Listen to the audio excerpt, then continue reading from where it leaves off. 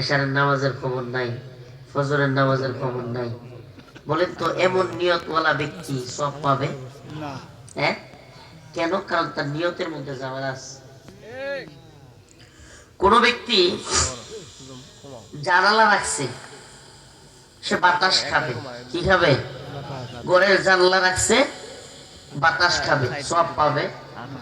কিন্তু যদি নিয়ত করতো যে জানলাটা রাখছি, ফজরের নামাজের আজান আসলে ঘুম থেকে আজানটা শুনে উঠবো, বলেন সব হইতো কি হইতো না?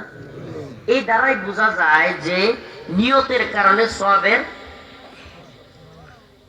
আমল কবুল হওয়া সম্ভাবনা আছে। নিয়তটা ভালো থাকলে আমল কবুল হবে, নিয়তটা খারাপ থাকলে আমলটা সঠিক হওয়ার পরেও নিয়তটা সঠিক হওয়ার না হওয়ার কারণে কি হবে না? হবে না।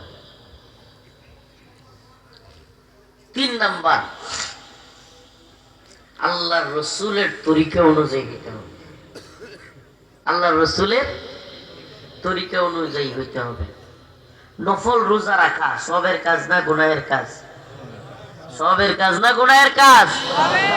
যুবকদেরকে একটা, যুবক ভাইরা যারা আছে 12টার উপরে বাজে, শরীরটা একটু চাঙ্গা হইব কথাটা